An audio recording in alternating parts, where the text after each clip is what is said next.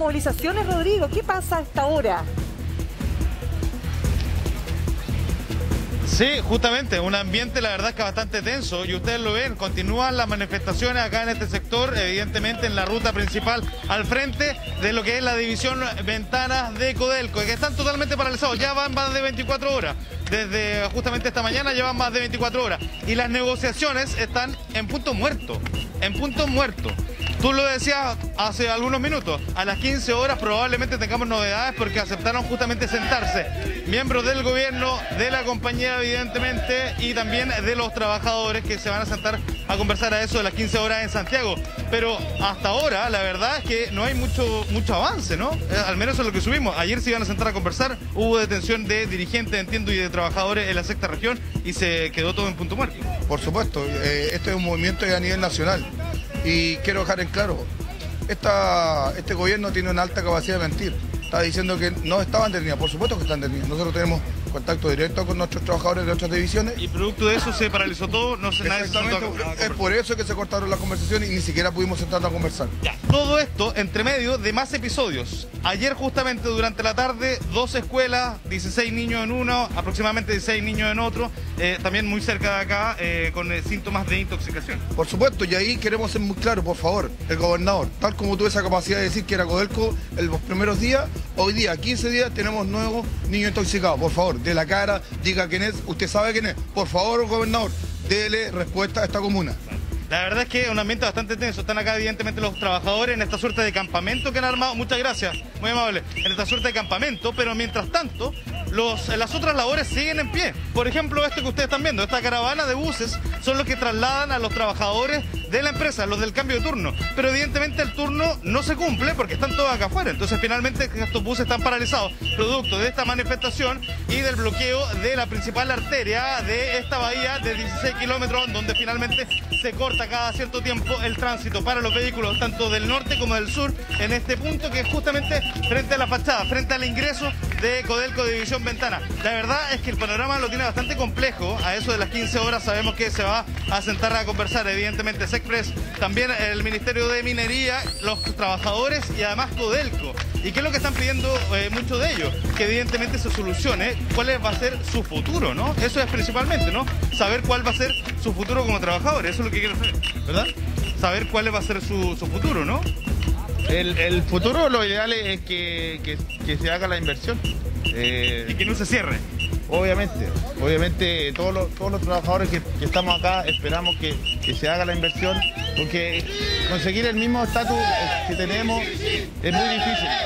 Y como está la vida ahora, es muy difícil conseguir un empleo igual, tú dices. Exactamente. Bueno, es la misma inquietud, ¿no? Que lo escuchábamos justamente desde ayer y que se mantiene acá y que la verdad es que esto se ha transformado en un paro indefinido. Indefinido que por lo demás, según el Ministerio de Hacienda, ayer justamente en algún tipo de comunicado, luego de anunciar una reinversión del 30% de las utilidades en la propia empresa, cosa que no se había dado, la verdad, porque generalmente, ¿qué es lo que hace el Estado? Toma el 100% de las utilidades, la utiliza justamente para las distintas destinaciones que tiene, pero esta vez, en esta ocasión, se va a reinvertir el 30% de la utilidad de entre el 2021 al 2024 en la propia empresa. ¿Qué va a pasar con esos capitales? La verdad es que todavía los trabajadores están inquietos, esperan que se invierta evidentemente su reconversión, pero la verdad es que todavía no tienen mucho anuncio de eso. Entre medio de eso, lo que anunciaban las autoridades es que esto no tiene una merma para la productividad de la empresa, cosa que es totalmente contraria de lo que dicen acá los trabajadores. Acérquense por acá. Ayer escuchábamos al Ministerio de Hacienda y escuchábamos también a la presidencia de Codelco diciendo que esto no tenía incidencia en la producción de la empresa. Por favor, siguen mintiendo. De verdad que va a tener una alta problemática económica. Ahora, ¿qué es lo que pasa? Máximo Pacheco quiere justificarse. De hecho, dijo que esto era sin conflicto. Ustedes han visto 2 días paralizados, no solamente Ventana, sino que todas las divisiones. De nuevo, por favor, no le mientan al país. Estábamos en problemas. ¿Y qué es lo que esperan ustedes? Porque hay pronósticos, hay estimaciones que esto significaría al menos entre 20 millones de dólares diarios de pérdidas para la propia compañía. ¿Qué es lo que esperan ustedes? Esto solamente con 24 horas. Si que lo estiran en el tiempo, ¿qué es lo que va a pasar? Por supuesto, esto simplemente se complica. Creo que se ganó un conflicto innecesario. Este gobierno tiene que dar soluciones y la solución acá, nosotros siempre lo hemos dicho, se llama inversión, señores. Inversión para Ventana y trabajamos con un medio ambiente más amigable. Ayer yo les preguntaba, veíamos este campamento, yo les decía, ¿hasta cuándo ustedes están dispuestos a esperar acá? Mira, nosotros esperamos una respuesta satisfactoria. Esa es nuestra lógica, no tiene más que eso. Por lo tanto, ¿qué esperamos? Por favor, gobierno, altos ejecutivos de Codelco, simplemente trabajemos la inversión. Sí, pero ¿hasta cuándo van a aguantar ustedes acá? Lo que más podamos, hasta donde debemos, y el aguante de nuestra gente va a ser hasta el final. Yo comentaba en la mañana y lo comentaba en el programa. Viento, lluvia anoche y se mantuvieron acá. ¿Van a seguir resistiendo de esa manera? Claro, viento, lluvia, COVID, lo que sea, el aguante va a ser hasta el final. Bueno, la verdad es que es bien categórico. Cuidado atrás, Darwin, que va saliendo aquí justamente de un vehículo. Es bien categórica la postura de los trabajadores y la verdad es que bien firme. Y es por eso que probablemente se han hecho tan complejas las negociaciones, Ángeles Mirna. Hoy día vamos a ver qué es lo que va a ocurrir justamente a las 15 horas en Santiago. Con esta reunión, yo te decía, Sexpress, Ministerio de Minería, la compañía, Codelco, Enami también y por otro lado los trabajadores. Para ver de qué manera destrabar esto, que evidentemente están las declaraciones del Ministerio de Hacienda y de la propia compañía, que la verdad es que dice no tiene mayor repercusión en la productividad. Pero hay otras estimaciones, si uno prorratea, ¿no?, las utilidades justamente del año 2021, que estimarían al menos en 24 horas de paralización cerca de 20 millones de dólares, entre 20 a 30 millones de dólares. Eso es lo que al menos estiman también los trabajadores. ¿Qué es lo que va a pasar? ¿Cómo se destraba? La verdad es que eso está todavía por verse. Ángeles Mirna. Bien, Rodrigo, de todas maneras te dejo... Parte de las polémicas del día dice en relación con que, por un lado, la cuprífera estatal dice que no se paralizó la producción, lo contrario dicen los trabajadores, y solamente permítanme agregar una declaración que hace el presidente del directorio, Máximo Pacheco, cuando señala lo siguiente: ¿alguien cree en este país que durante 30 años hemos estado discutiendo la aguda situación de crisis ambiental que vive en Quintero y Puchuncaví? ¿Alguien cree que esta fue una decisión apresurada? Yo diría todo lo contrario. Bien, lo que está diciendo el presidente ahí es lo siguiente, que la decisión, y la fundamenta en su escrito, que esta decisión no se podía postergar más. Ese es el punto central. Y que a través de 30 años se había acumulado toda una serie de argumentos, esto es lo que él dice, respecto a esta decisión. Por lo tanto, lo de apresuramiento en la decisión le está sacando el oxígeno a eso que le han dicho, mire, esto fue muy apresurado, esto fue tal. Y él dice, no ha sido apresurado.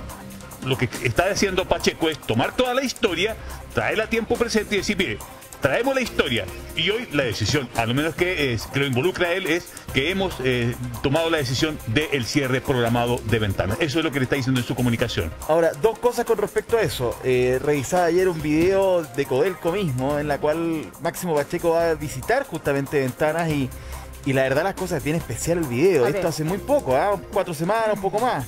Porque se le ve muy contento, no solamente en los pasillos y sectores, por supuesto, de esta gran industria, sino conversando con los trabajadores, muy contento porque dice muchas mujeres en cargos de alta responsabilidad. Entonces, es una actitud como que hace un mes no estuvieran pensando en el cierre de ventanas. Yo al menos pongo la duda en eso. Está el video, búsquenlo en redes sociales, está Codelco lo mostró como parte de su trabajo audiovisual para acercar la empresa a las personas. Entonces me llama la atención, porque efectivamente tenemos un Pacheco que dice, esto no es de un día para otro, pero al menos ahí no es que está con una actitud de decirle a los trabajadores, ¿saben qué? Esto se cierra.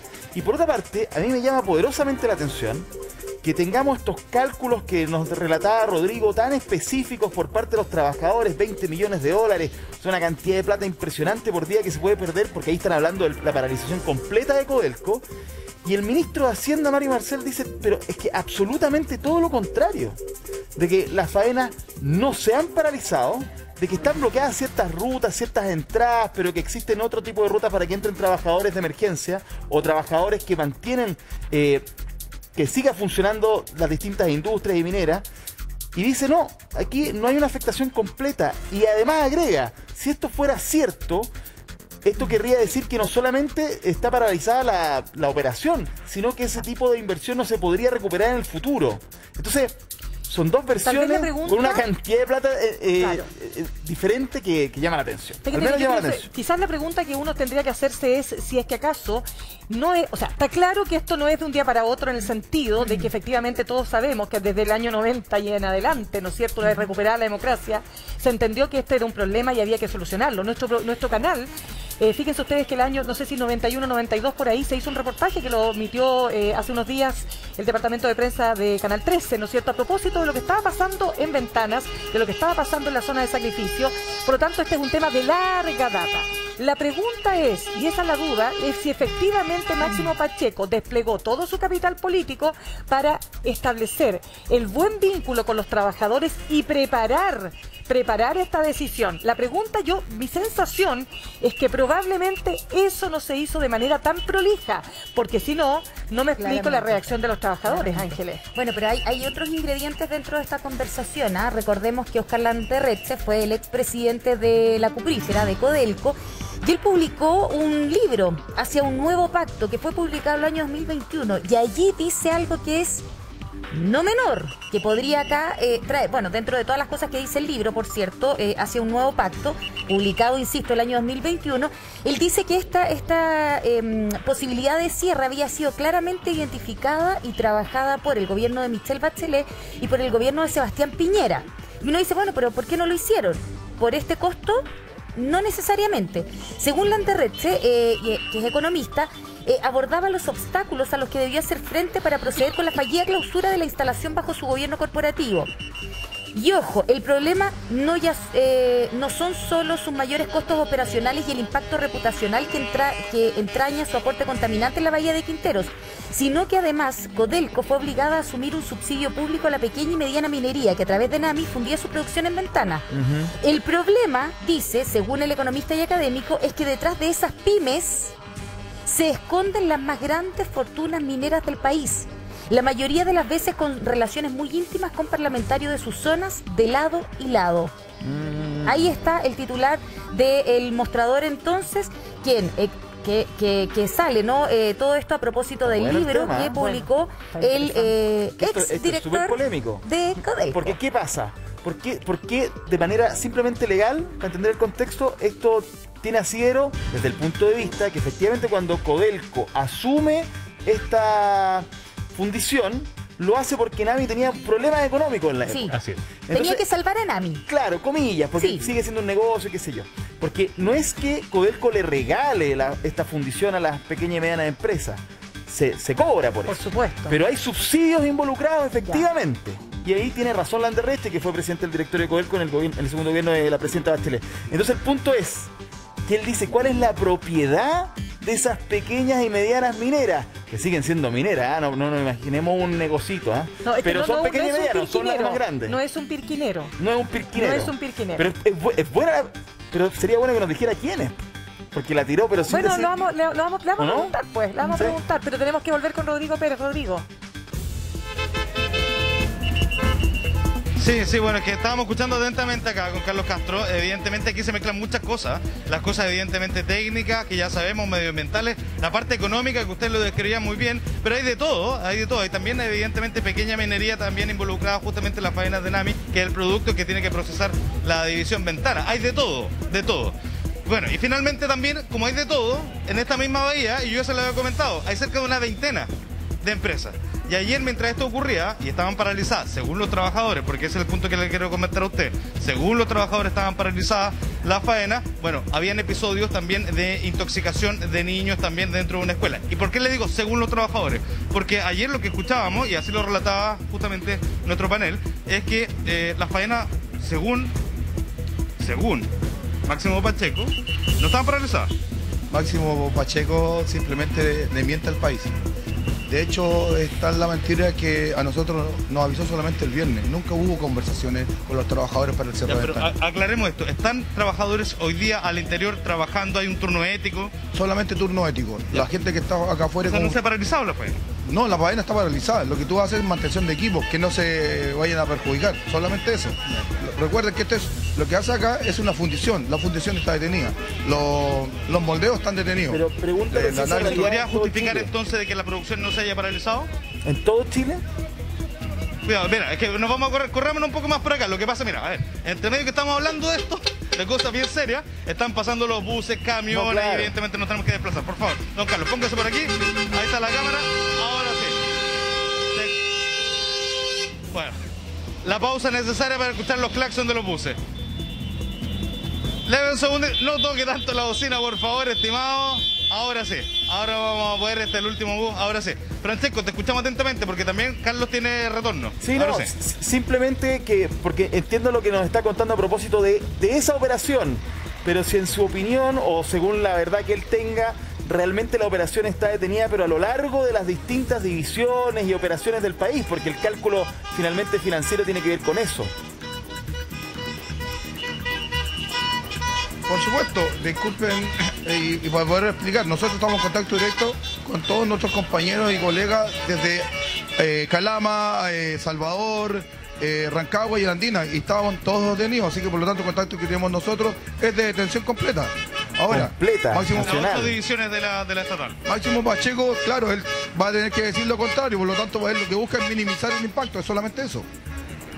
Sí, pero es muy grave que nos estén Nos mintiendo. quedamos en el medio, ¿no? De quién dice la verdad. Y esto, es que eso es lo que te digo, ¿no? Nos quedamos en el medio de quién está diciendo la verdad. Eso la verdad es que nos llama bastante la atención. Lo que sabemos, al menos, ¿no? De parte de los trabajadores, es que ahí existe un turno ético, sí, al interior de estas divisiones, de las 8 divisiones. Sí, en porque total son 26 sindicatos, son cerca de 50.000 trabajadores que están movilizados según, evidentemente, los trabajadores que están convocando a esta huelga. ¿Rodrigo? Claro, eso mismo, tú lo acabas de decir. Hay faenas que no se pueden parar, que son las de mantención principalmente, ¿no? Porque hay calderas, por ejemplo, que no Exacto, se... Estoy explicando bien en buen chileno. Hay calderas que no se pueden apagar, Exacto, porque si se apaga eso puede generar un daño. ¿Cómo reactivamos luego la faena? El tiempo que cuesta reactivarlo. Es así, ¿no? ¿Rodrigo? Correctamente, los equipos, por ejemplo, no están funcionando, pero deben estar con temperatura, por lo tanto se hace una mantención de temperatura, en forma simple poder explicar. Perfecto, ahora sí te escuchamos, Mirna. Sí, no, me gustaría preguntarle al dirigente cuál es el propósito que ustedes tienen. Hoy día va a haber una conversación. ¿Qué esperan de esa conversación? ¿Están dispuestos a conversar? ¿Están dispuestos a negociar? ¿Están dispuestos a alcanzar acuerdos? ¿O aquí es el todo o nada? ¿O se mantiene la fundición con las inversiones que ustedes señalan o derechamente van a seguir movilizados? A ver, creo que hay que ser muy claro. Aquí nosotros siempre trabajamos por el tema de la inversión. La inversión es parte de la solución, por favor, que también quiero que la opinión pública lo entienda. Lo que buscamos nosotros es poder trabajar de acuerdo a los medio ambiente y a las normativas que se exigen. Pero para sentarse a negociar, uno tiene que estar dispuesto a ceder también. Pero por supuesto. Ya, ¿cuáles son los puntos que ustedes están dispuestos a ceder? Por supuesto que aquí tiene que ver con la inversión. Lo más probable es que la gente no entienda de qué se trata esto y lo dejen en contexto solamente de ventanas. Les quiero recordar que cuando hablan de ventanas que pierde, les quiero contar que todas las fundiciones en Chile están en el cuarto cuartil, por lo tanto están todas en la misma condición. O sea, la condición de ventana no es distinta a las demás. Lo que pasa es que esa zona está saturada. Claro, pues, la verdad es que aquí problema. confluyen muchas cosas. Cuidado, corrámonos un poquito aquí, pero la verdad es que está complicado porque justo nos viene el humo de todos los neumáticos que están quemando. Bueno, y esto es paradójico porque hay aquí una protesta, evidentemente hay una decisión por términos medioambientales, pero claro, tenemos la presencia permanente del humo acá que evidentemente no es agradable ni siquiera para los trabajadores. Claro. Y claro, y como tú lo habías dicho, y quiero detenerme un poco en ese punto, estamos hablando de una zona saturada que se le aplicó un plan de descontaminación inicialmente que fue declarado ilegal por el Contralor, y usted lo sabrá muy bien, que fue declarado ilegal. ¿Por qué? Porque se estimó mal las emisiones de las empresas, entre ellas evidentemente Codelco. Otra era ENAP, bien dicho, y la tercera era una privada que es Gener, que está justamente a un costado acá en la central Campiche. Esas 3 centrales se les midieron las emisiones y lo que estimaron en algún momento la Contraloría de la República es que se había estimado que emitían más de lo que realmente emitían. No sé si me estoy explicando. Entonces, si tú tienes un techo de este nivel, para poder descontaminar necesito descender un poco. Bueno, el plan lo que generaba, según la opinión del Contralor, es que las empresas no necesitaban hacer nada para cumplir con un plan de descontaminación, cuando ya la zona estaba contaminada. No sé si se logra entender muy bien, pero eso fue justamente cuando representó el Contralor de la República un plan de descontaminación que no servía. Luego se generó otro, que hoy día evidentemente se está aplicando. Y evidentemente son parte de las medidas que ustedes sabían que iba a pasar. Cuando se declara la zona saturada, cuando evidentemente se apuntaba a Codelco y a otras empresas más, Ustedes ya veían esto ocurrir, ¿o no? Por supuesto, y por eso es que se hizo un proyecto. Aquí, ojo, que hay que entenderlo. Aquí se hizo un proyecto para poder mejorar la performance ambiental y poder cumplir con las normativas internacionales. Cuando alguien dice zona saturada, pero sí, recuerden que hay 16 empresas en esta zona y a la única que le impusieron restricciones o exigirle condiciones de mejora es a Gener y a Ventana, las demás absolutamente Claro, nada. pero me refiero, usted como trabajador, padre de familia, usted ya sabía que esto podía ocurrir.